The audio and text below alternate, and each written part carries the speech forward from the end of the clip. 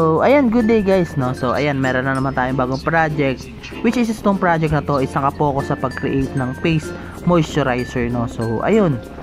Then dito may makikita kayong tatlong container, which is isa is for scent, no, emulsifier and also essential oil. So ayun yung key ingredients para maka-create tayo ng moisturizer para sa mukha natin, no. So ayan. Then dito makikita nyo yung testing nya, no. So ayan, makikita nyo yung pinakang container na yan is for mixing those ingredients, no. So ayan, may specific time lang na nilalabas, no.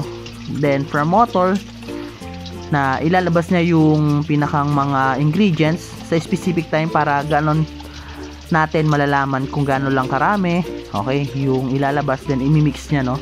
Then after that, mamaya after mamix ng ayos, kasi kailangan ng proper mixing ng mga ingredients para saktong-sakto or hindi malabnaw or anything, na dapat naka-set talaga dyan sa tamang oras, no, which is ilang minutes din siya, no, almost 2 minutes or 3 minutes yan na nagmi-mix. Okay, so wait lang natin. So dito, no, pinabilis na lang natin yung video para mas madaling matapos yung mixing process niya, no. So ayan, then after that, no, makikita nyo mamaya yung pag-dispense ng final output nung face moisturizer, no. Ayan, so wait lang natin matapos yung pag-mix. Okay, then ayan, papunta na tayo dun sa pinakang dispensing nung moisturizer dun sa pinakang container, no. So dito naman sa part na to is kailangan malaman nung machine na may container pa, kasi madidetect niya if walang container nang available, so hindi siya magdi-dispense. Pero dito meron siyang container, so magdi-dispense pa siya ng moisturizer, no.